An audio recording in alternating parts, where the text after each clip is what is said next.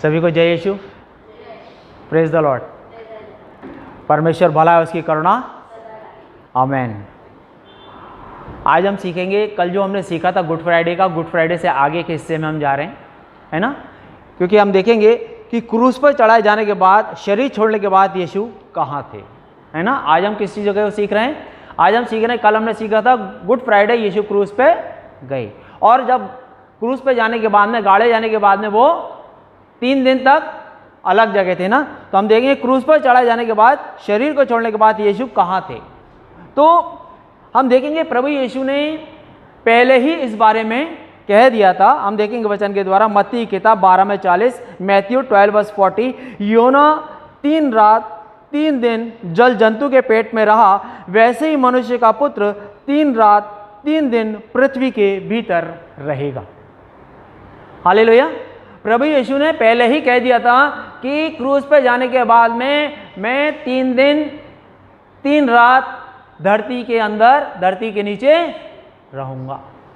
Hallelujah. पृथ्वी के भीतर कहाँ गए थे यीशु? क्रूस पर चढ़ाए जाने से पहले यीशु लोगों को स्वर्ग और नरक के विषय में बताया था प्रभु ने। हालेलुया। क्रूस पर जाने से पहले यीशु ने क्या किया था? स्वर्ग और नरक के विषय में प्रभु ने बताया था। हम वचन के द्वारा देखेंगे, लूका की किताब 16 में 19 से 31 में ये कहानी है। कहानी क्या प्रभु वास्तव में बता रहे हैं, वास्तव में ये हकीकत है जो प्रभु बता रहे हैं। हाँ, लूक 16:19 to 31 है ना। यीशु वहाँ एक धनवान और लाजर के विषय में बता रहे हैं। प्रभु यहाँ 2 लोगों के विषय में बात कर रहे हैं। लाजर जो एक गरीब व्यक्ति था, इस कहानी को आप पढ़ सकते हैं।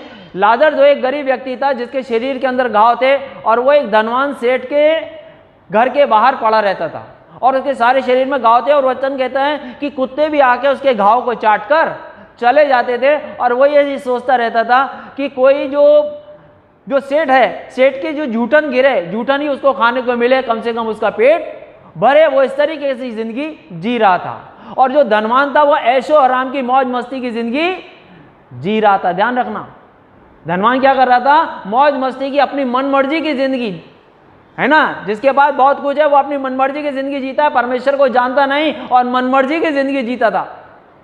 तो एक दिन क्या होता है? लाजर मर जाता है। क्या होता है? लाजर मर जाता है, और स्वर्गदूतों ने उस कंगाल लाजर को अब्राहम की गोद में पहुंचाया। कहां पहुंचाया?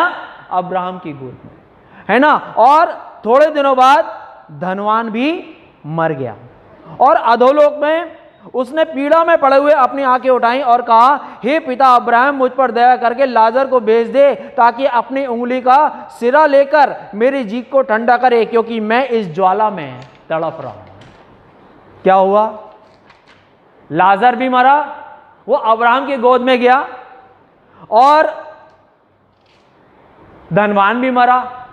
धनवान एक ज्वाला की आग में जाकर जाता है, और जो कंगाल होता है, कंगाल को स्वर्गदूत अब्राहम की गोद में ले जाते हैं। हालेलुया।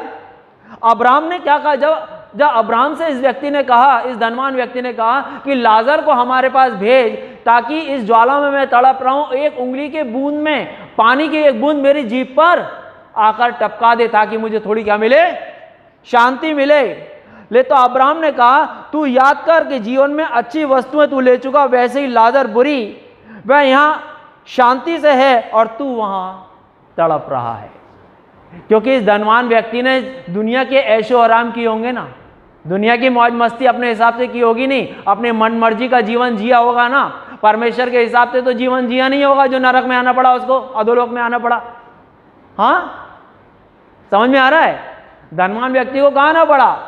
अपनी मनमर्जी का जीवन। लोग बोलते हैं ना, इस संसार के अंदर हम तो अपनी मर्जी का, एक ही जीवन में मनमर्जी का जीवन जिएंगे, कौन देखता है, क्या खबर पड़ती है। तो वैसे ही ये धनवान व्यक्ति के पास पैसा था, किसी चीज की कमी नहीं थी। आज बहुत सारे लोग हैं इस दुनिया में जिनके पास पैसे धन की कमी नहीं है, वो मौज मस्ती का, अपनी मर्जी का जीवन जीते, है ना। लेकिन लाजर गरीब था, घायल था, बीमार था, लेकिन उसके अंदर भी उसका, मैं समझता हूं उसका हृदय मन परमेश्वर की ओर लगा हुआ था, है ना। उस परिस्थिति में भी उस बुरी हालत के अंदर भी वो परमेश्वर का हो सकता है सुमरन कर रहा हो, परमेश्वर को याद कर रहा हो, परमेश्वर के प्रेम को याद कर रहा हो, परमेश्वर से प्यार कर रहा हो अपने हृदय मन में वो। हाँ, तो स्वर्गदूत आकर उसके मरने के बाद उसको अब्राहम की गोद में लेके जाते हैं और इस धनवान को कहा लेके जाते हैं, उस अधोलोक में जो आग की ज्वाला थी वहां पर वो पड़ा है। और वहां पर वो अब्राहम जो है, लाजर के साथ अब्राहम है, उनको कह रहा है कि तू लाजर को मेरे पास भेज दे, क्योंकि मैं इस आग में तड़प रहा हूं। वो एक बूंद पानी आकर मेरी जीभ पर टपका दे ताकि मुझे सुकून मिले, मुझे थोड़ी शांति मिले। तब अब्राहम कहते हैं कि हमारे और तुम्हारे बीच एक खाई ठहराई गई है। क्या ठहराई गई है?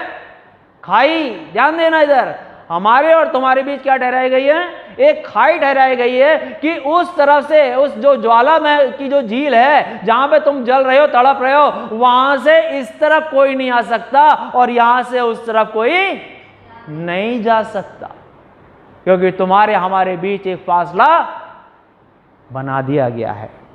हालेलुया। हम आगे कहते हैं, वो कहता है, तब ये जो धनवान व्यक्ति है अब्राहम से क्या कहता है? ये सब बातें यीशु बता रहे हैं लोगों को। ये धनवान व्यक्ति क्या कहता है? अब्राहम से कहता है, हे पिता अब्राहम, किसी को मेरे पिता के घर भेज कि वह इन बातों की गवाही दे, ऐसा ना हो कि वह इस पीड़ा की जगह में आए। वो कह रहा है अब्राहम से, जैसे मैं इस ज्वाला में तड़प रहा हूं, इस नरक के अंदर तड़प रहा हूं, इस आग में जल रहा हूं, तो है पिता अब्राहम। कि अब्राहम कौन थे? परमेश्वर के एक सेवक थे जो यीशु के आने से पहले इस संसार में थे और वो शरीर छोड़ने के बाद में इस जगह पर थे। हालेलुया। आगे हम सीखेंगे, बताएंगे इसमें क्या। ये जो अधोलोक जो होता है, अधोलोक के अंदर दो भाग होते हैं।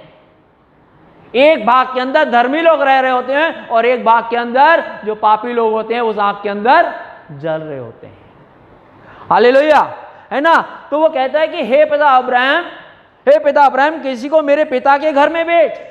कौन बोल रहा है? ये धनवान व्यक्ति। क्या बोल रहा है? कि हे पिता अब्राहम, मेरे पिता के घर किसी को तू भेज कि ये जाकर मेरी ये जो हालत है लोगों को बताएं, इस बात की गवाही दें। कहीं ऐसा ना हो मेरे जो बाकी भाई हैं, मेरे बाकी जो परिवार के बंधु हैं, वो भी इस नरक की इसी आग में आकर जलें। ऐसा ना हो, तू जाकर लोगों को, किसी को भेज।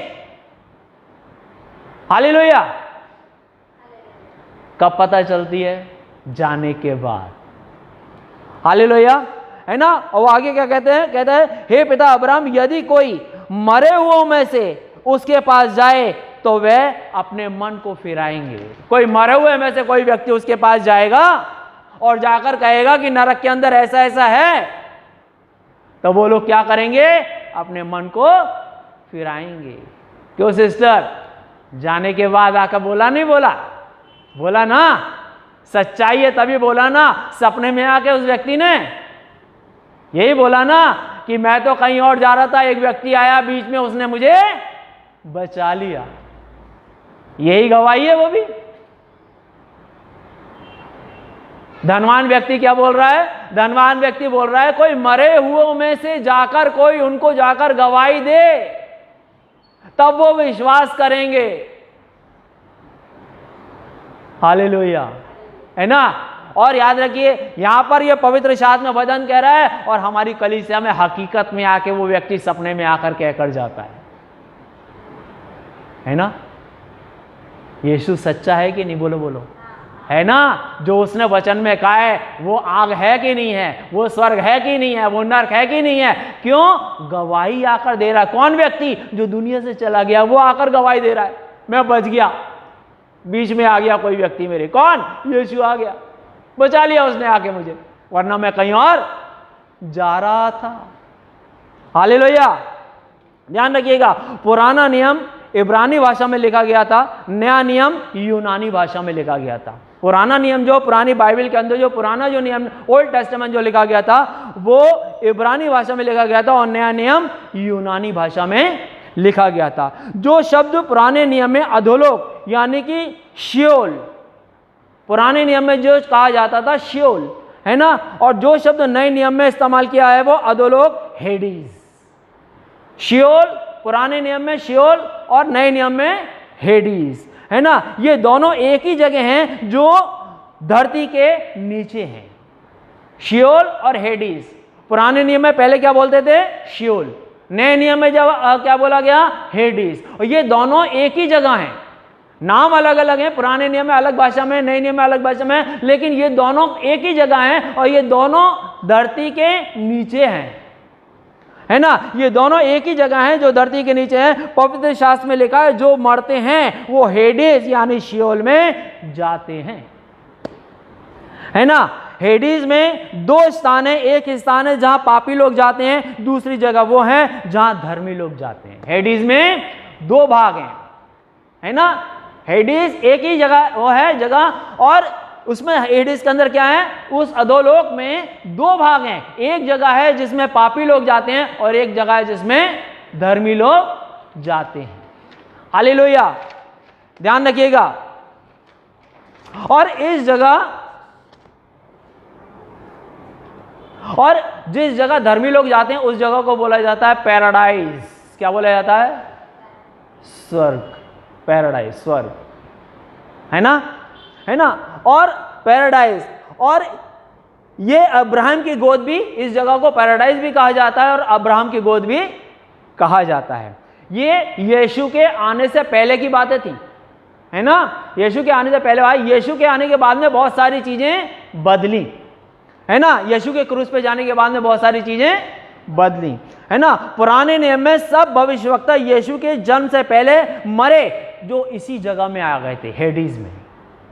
यीशु के जन्म से पहले जितने भी भविष्यवक्ता थे पुराने नियम के अंदर, डेविड, अब्राहम, है ना, यशाया, बहुत सारे लोग, बहुत सारे भविष्यवक्ता जिन्होंने यीशु के आने के विषय में भविष्यवाणी की थी, और भी बहुत सारे धर्मी लोग, जब वो यीशु के आने से पहले मरे थे, वो सारे लोग इसी जगह थे।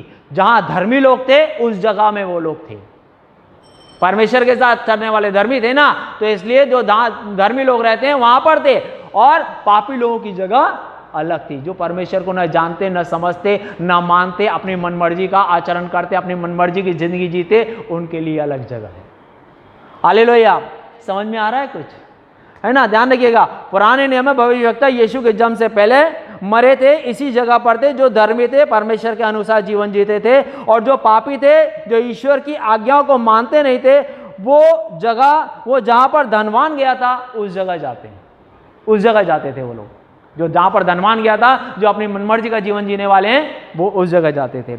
और जहां पर क्या है? आंख की झील है, दुखी दुख है, दर्द ही दर्द है, तकलीफ ही तकलीफ है, परेशानी ही परेशानी है, वहां चैन नहीं है। हालेलुया, ध्यान रखिएगा, यीशु यहां स्पष्ट बता रहे हैं क्या होगा और क्या हो सकता है। यीशु यहां पर स्पष्ट बता रहे हैं क्या होगा जब शरीर छूटेगा, और शरीर रहते क्या हो सकता है, और शरीर छूटने के बाद में क्या होगा।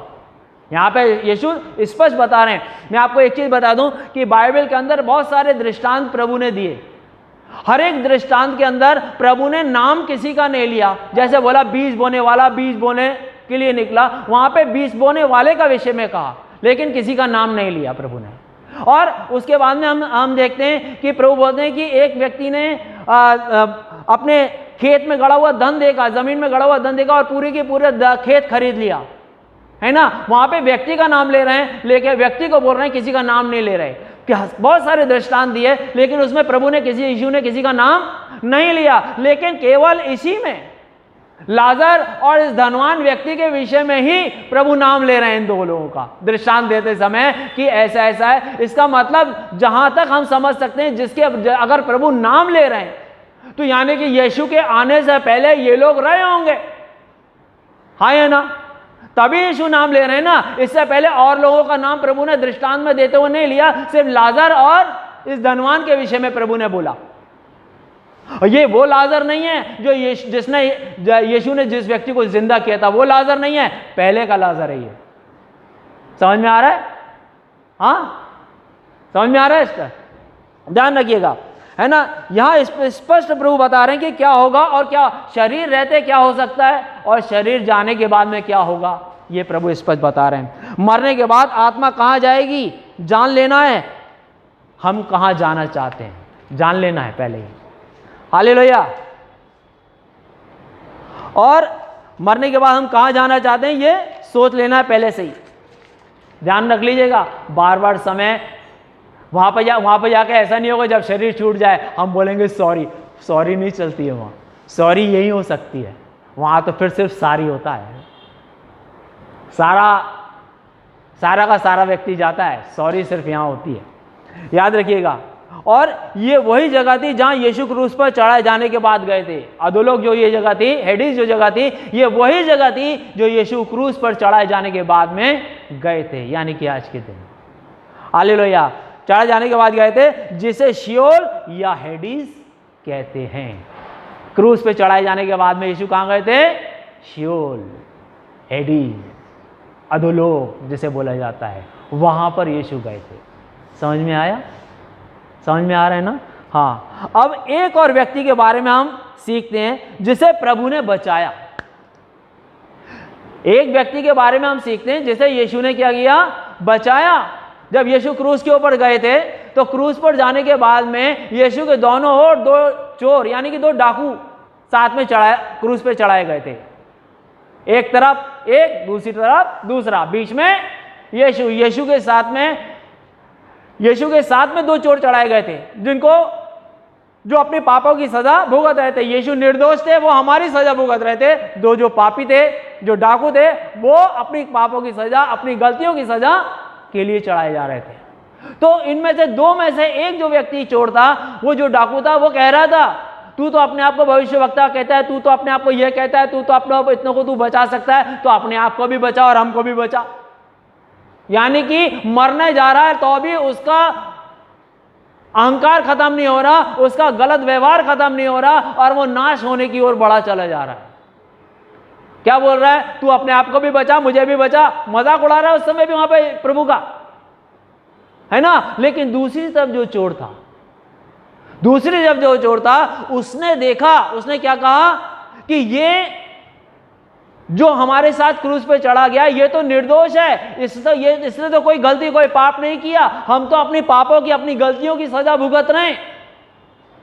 और दूसरे चोर से कहता है, क्या तुझे परमेश्वर का डर नहीं है कि तू इसके विषय में ऐसी बातें कह रहा है? किसके बारे में? यीशु के बारे में तू ऐसी बातें क्यों कह रहा है? तब यह व्यक्ति यीशु की तरफ देखता है, एक चोर यीशु की तरफ देखता है और यीशु की तरफ देखकर बोलता है, हे प्रभु, जब तू अपनी महिमा में आए तो मेरी सुधि ले लेना।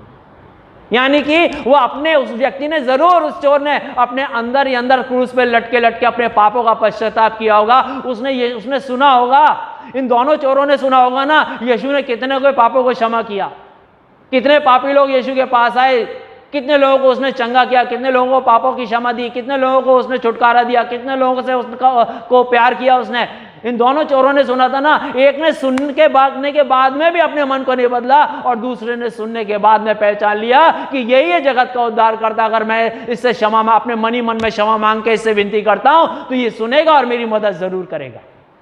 इसने एक ही बात कही, कोई लंबी प्रार्थना नहीं कही, कोई लंबी बातें नहीं कही, कि सिर्फ एक ही बात कही, हे यीशु, जब तू अपनी महिमा में आए तो मेरी सुधि लेना, मेरा ध्यान करना। तब यीशु ने, याद रखिएगा, जब यीशु क्रूस पर चढ़ाए गए तो ये दो चोर अपराधियों को भी चढ़ाया गया था, याद रखिएगा। तो इसने एक ही शब्द कहा, बहुत लंबी प्रार्थना, हे प्रभु, जब तू अपनी महिमा में आए तो क्या करना? मेरी सुधि लेना। यीशु ने उससे कहा, यीशु ने जब उसने एक लाइन की प्रार्थना की, एक लाइन में बोला, यीशु जब तू अपनी महिमा में आए तो मेरी सुधि लेना, तो यीशु ने एक ही बार में जवाब दिया, तू आज ही मेरे साथ स्वर्ग में होगा। आमीन। देखा आपने, एक लास्ट मोमेंट पे, आखिरी मोमेंट पे, जब वो मरने जा रहा है, मरते समय आखिरी सांस उसकी आने वाली है, मरने जा रहा है, किस क्षण वो मर जाएगा वो चोर मालूम नहीं है। और उस क्षण में वो अपने मन को फिरा लेता है और वो कह देता है, मैं पापी हूं, मुझ पर दया कर। मनी मन प्रार्थना कर की होगी इसने, और ये मनी मन प्रार्थना करके कहा होगा, प्रभु मुझ पर मेरी सुधि लेना। और उसी समय प्रभु ने उसको कोई पाप नहीं गिनाए, प्रभु ने उसको कोई सजा देने की बात नहीं की। प्रभु ने उसको सिर्फ एक ही शब्द बोला, तूने अपने मन को, प्रभु जानता था इसने मन ही मन में जरूर अपने पापों को मान लिया है, इसलिए मुझसे सुधि मांग रहा है, इसलिए मुझे मेरे पास आ रहा है। क्यों? इसने अपने पापों की क्षमा जरूर मांगी होगी इसने मन में। यीशु ने जान लिया होगा कि नहीं, मन में बैठ के लटके लटके, है ना? यीशु ने जान लिया होगा, तभी यीशु ने कहा तू आज ही मेरे साथ कहाँ होगा? बोलो बोलो, तू आज ही मेरे साथ कहाँ होगा? स्वर्ग में होगा। हालेलुया। ध्यान रख लीजिए भैया। और दोनों डाकुओं ने यीशु के बारे में सुनी होगी कि यीशु ने लोगों को चंगा किया, मुर्दों को जिंदा किया, पापियों को क्षमा किया। एक ने आखिरी समय में अपने मन को फिराया, अपने पापों की क्षमा पाई, और जहां धनवान जा रहा था वहां जाने से बच गया। कहां जाने वाला था वो? जहां धनवान गया वहीं जाने वाले था ना ये दोनों, लेकिन एक व्यक्ति बच गया। हालेलुया। और जहां धनवान जाने वाला था वहां से बच गया, और धर्मियों के साथ वो कहां चला गया? पैराडाइज में। हालेलुया, पैराडाइज में चला गया। यीशु ने 3 दिन 3 रात धरती के नीचे शियोल यानी हेडेस पे प्रचार, यीशु ने वहां जाकर क्या किया? 3 दिन 3 रात हेडेस में जाकर प्रचार किया। क्या किया? प्रचार, है ना? उस सुसमाचार का जो यीशु ने सारे संसार के लिए क्रूस पर अपना बलिदान देकर किया था। समझ में आ रहा है? यीशु ने 3 दिन 3 रात कहां रहा यीशु? उस अधोलोक में, उसी जगह, वहां पर जाकर यीशु ने जाकर प्रचार किया। क्या प्रचार किया? कि मैंने तुम सबके पापों का दंड क्रूस पर अपना बलिदान देकर पूरा कर दिया है। तुम्हारा जो सजा थी, तुम्हारा जो दंड था, धर्मी लोग थे इसके लिए पैराडाइज के अंदर वो थे, लेकिन परमेश्वर के पास अब उस वक्त तक वो लोग भी पहुंच नहीं पाए थे। स्वर्ग की जगह थे, एक धरती की जो स्वर्ग की जगह है, उस धरती के नीचे जो स्वर्ग की जगह है वहां पर थे वो, लेकिन पिता परमेश्वर तक वो लोग भी पहुंचे नहीं थे। किसका इंतजार कर रहे थे? यीशु के आने का इंतजार कर रहे थे। सालों साल से उस अधोलोक में, उस हेडिस में इंतजार कर रहे थे कि जो धर्मी लोग थे, लेकिन हेडिस के अंदर एक बाग के अंदर थे, वो लोग भी स्वर्ग पिता परमेश्वर के पास नहीं पहुंच गए थे, उसी स्वर्ग की जगह में थे। हालेलुया। समझ में आ रहा है ना? और यीशु ने जाके वहां पर क्या किया? 3 दिन 3 रात प्रचार। अब सुसमाचार, कौन सा सुसमाचार?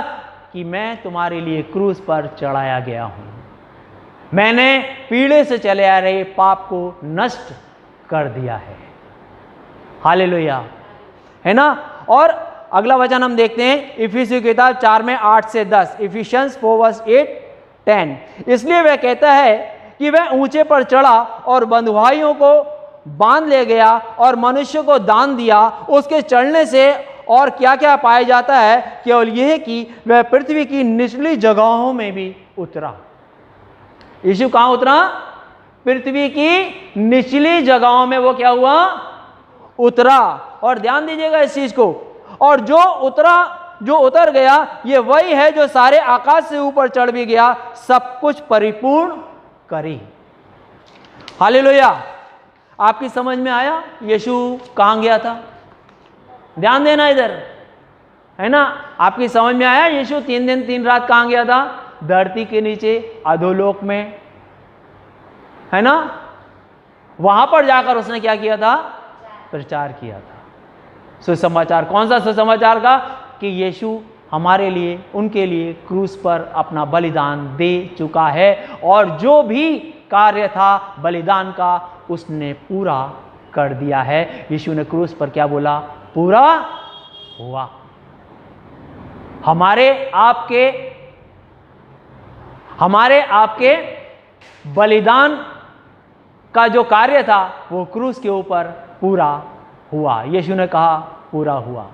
और 3 दिन 3 रात प्रभु धरती के नीचे अधोलोक में रहे, और वहाँ पर लोगों को, जो आत्माएं थीं, जो सालों से उस अधोलोक के अंदर इंतजार कर रहे थे, उन सभी को प्रभु ने अपना सुसमाचार दिया अपने क्रूस पे किए गए बलिदान का। और प्रभु यीशु 3 दिन 3 रात उस धरती के नीचे थे। इतना हम जान लें, और इससे आगे हम अगले उसमें इस एपिसोड के अंदर हम देखेंगे, उसके अंदर हम देखेंगे, वीडियो के अंदर हम देखेंगे कि ईस्टर में कैसे प्रभु का कार्य आगे हुआ। प्रभु आप सबको आशीष दे। आमीन।